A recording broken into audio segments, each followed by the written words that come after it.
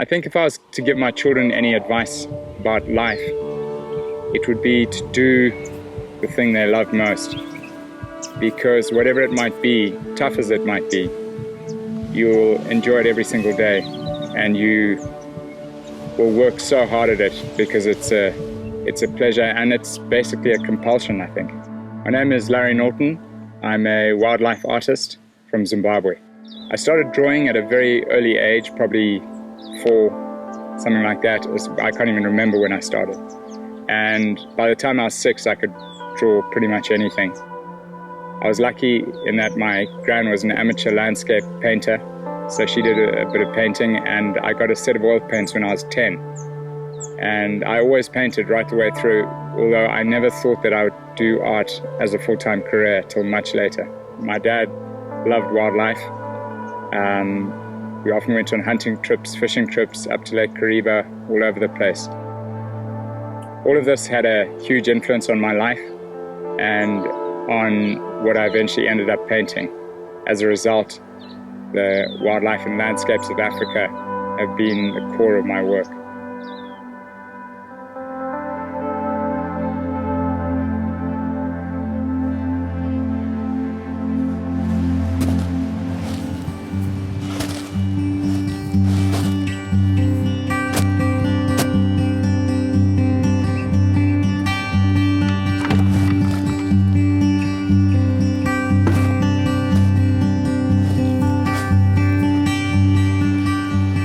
The thing that's been keeping us going in this heat, which is sort of in the mid-40s and maybe even hotter out on the sand there, is rehydrate.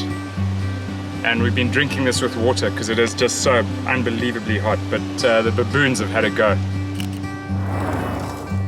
Gonarezhou is a remarkable park.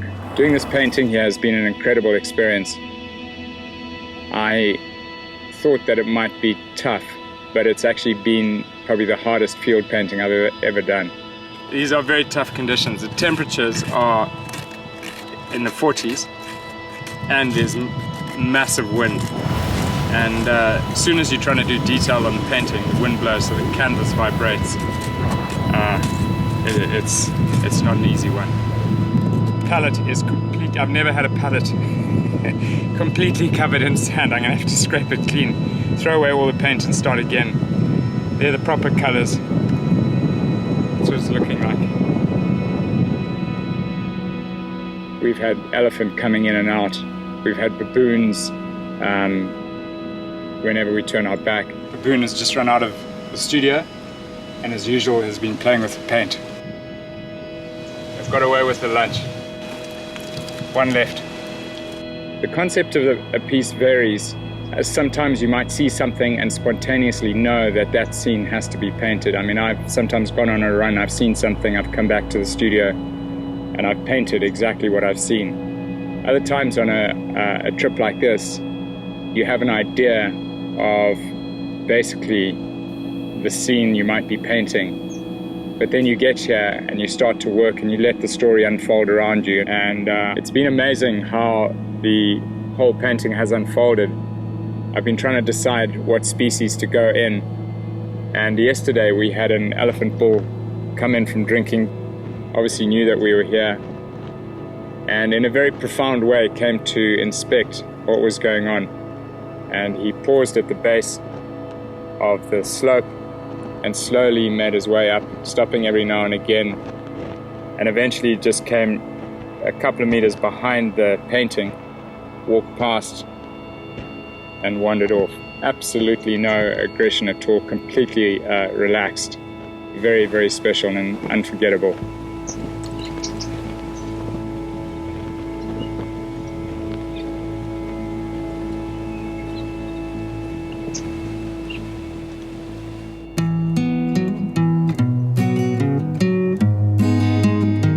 Often I'm accompanied by Stanley Chizinga, who has worked for our family for many years. Stanley grew up on our farm, and he was an orphan at the age of 16, and he's been with us ever since. He comes along, and Stan is my assistant and just helps with everything. For me, to go into the bush is like a healing. It's like a remedy to me. It's always, when I came from the bush, I'll be a fresh mind, a happier person, so I really enjoy to go to the bush. Every day we had to go through quite a logistical exercise with the painting. It was necessary in the evening for Stan and I to carry it to a nearby position in some very thick bush and put it in the container. The painting is put back into this box every evening, and we come and fetch it in the morning to take it back to the studio, but there's obviously a lot of elephant around and hippo coming out of the pools, so we don't want something big to put a foot through it. After that, there followed the fairly heavy exercise of securing the painting, which involved digging a hole, putting rocks on the base of the easel, and then tying the corners of the painting to logs and trees. And this was because of the wind, which was constant and very strong. This morning, we noticed that there were some lion in the riverbed very early on, 3 big males. They were quite nervous and crossed back into the bush. We managed to get around and get some shots of them where they had gone across the road, but magnificent lions. And I think I'm going to include them in the foreground of the painting. Once the initial work has been done in the field, I will almost always bring the painting back into the studio and finish it up in the studio. And the reasons for this are multiple. I like to add a bit more detail and texture. Often the painting is in quite a rough condition because of the conditions in which I'm working. There's often dust and sand and sticks and insects stuck in the oil paint, so it has to be cleaned up. And then also very often there's been an experience that I haven't been able to capture in the moment of actually doing the field painting, an interaction with game or something I've seen before or after that relates to the painting. So I like to incorporate that in the painting itself. It's been an incredible trip that we've had. We've seen amazing game. It's been very, very difficult to paint under these conditions, but I think we've done okay. And got the canvas covered as I hoped we might. But I'm tired. It's been hard.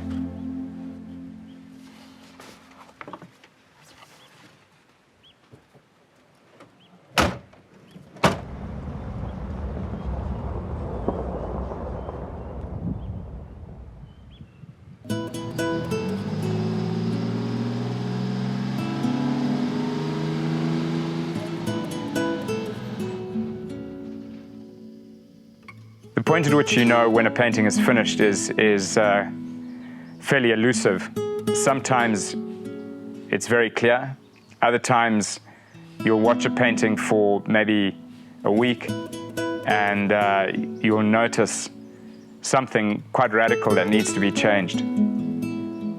Very often you will take stuff off a painting that you've done with a lot of work, and that sometimes proves to be the success of the painting is less is more, and removing something can be just as successful as adding something on. The way you feel when a painting is finished varies. Normally you're very relieved because it's been physically a huge task, and always at the end it's been the detail work, which is sometimes less exciting than the beginning of a painting, which is broad brush strokes and you're moving very, very quickly. Sometimes it's just a matter of gritting your teeth and grinding through it. There's always a huge amount of satisfaction, but often by the end, especially of a big one, you're pretty exhausted. I think if there's a legacy from my work, it maybe is to speak primarily of the country of Zimbabwe. I'm very, I guess patriotic is the word. I love this country. I've loved it always through thick and thin, and we've been through some terrible times here. But there's so much good that outweighs the bad. And there's that wonderful saying that instead of looking at everything that's been lost, you find the small pieces of beauty that remain and focus on those. And these sort of places speak volumes. This is a special place, not just in terms of the environment, but in terms of the people. And I don't know, I hope that somehow my paintings celebrate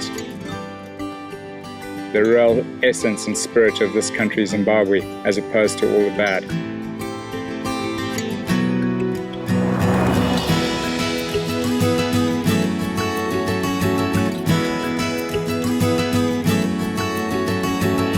Just hang on, because you're asking a lot of different questions there. Just cut there. Do you want me to talk to you or to the camera? We cut there. Yeah.